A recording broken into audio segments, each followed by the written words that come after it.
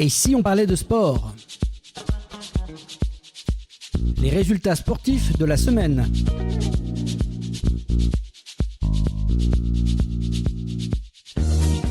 Bienvenue dans cette nouvelle chronique spéciale Info-Résultats proposée par Et si on parlait de sport. Dans ce podcast, pas de chichi, pas de blabla. Chaque lundi, on vous embarque pour un tour express des principaux résultats sportifs de la semaine. Installez-vous bien, on démarre fort avec l'athlétisme.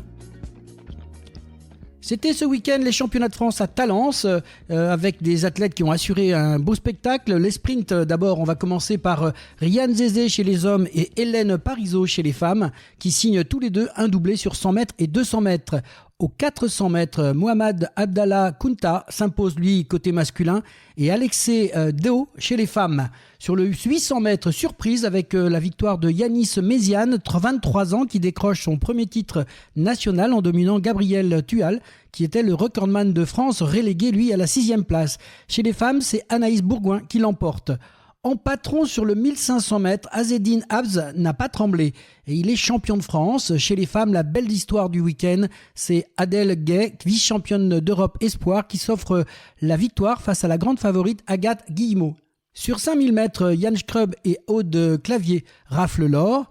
Aux 110 mètres haies, Juste Kaou Maté enflamme la piste avec un chrono exceptionnel de 12 secondes, 99 centièmes sur le 110 mètres haies, deuxième performance mondiale de la saison.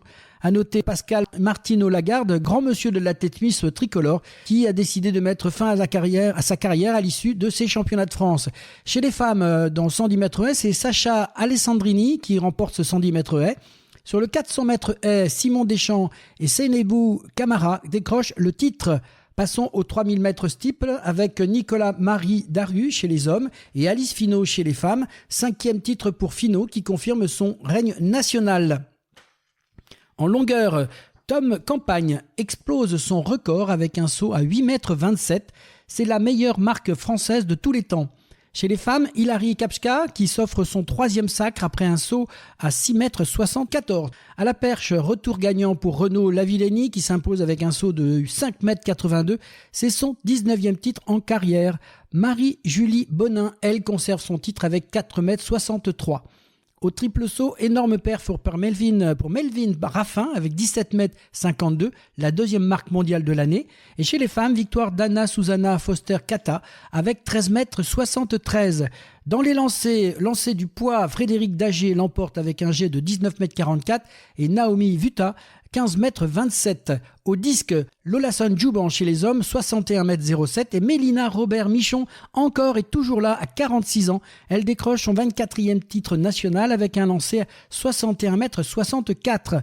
Au marteau, champion de France, Yann Chaussinan avec 77,50 m et Rose Loga, 67,71 m. Au javelot, champion de France, Félicé Vaya Sosaya avec 80,20 m et Alizé Minard avec 60,65 m.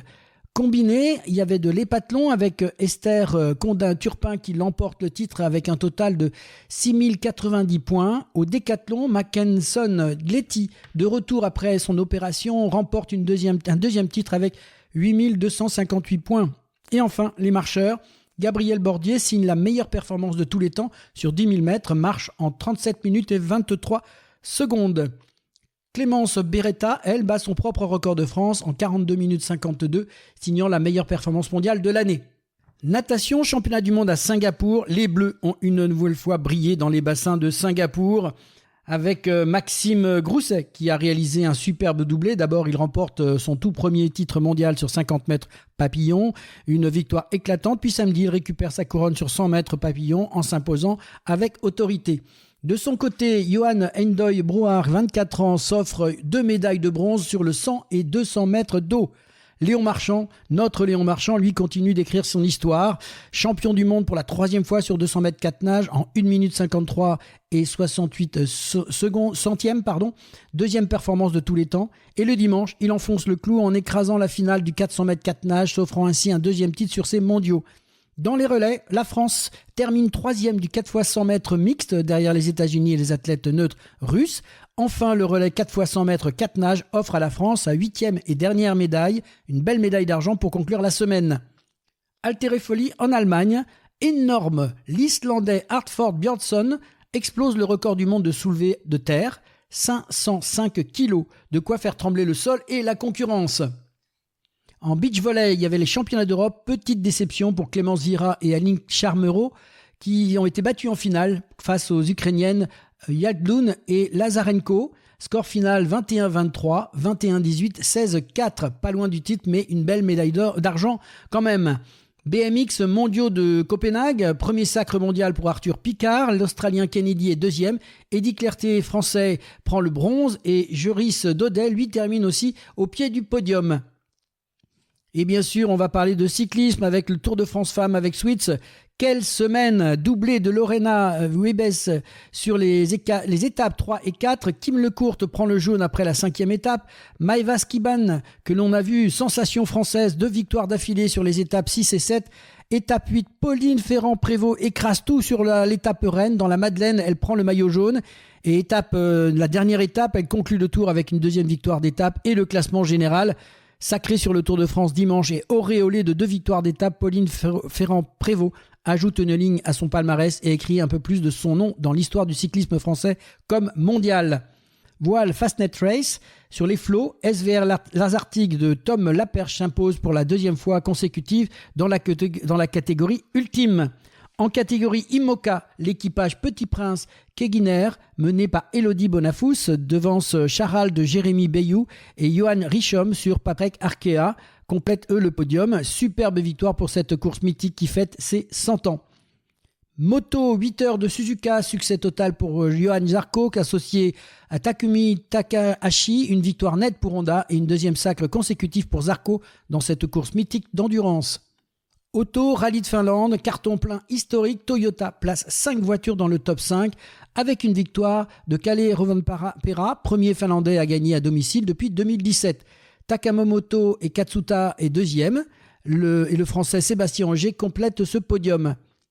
En Formule 1, Grand Prix de Hongrie, Lando Norris s'est imposé devant son coéquipier chez McLaren, Oscar Piastri, et revient à 9 points au championnat. Le poleman Charles Leclerc sur Ferrari a finalement terminé 4e derrière George Russell sur Mercedes.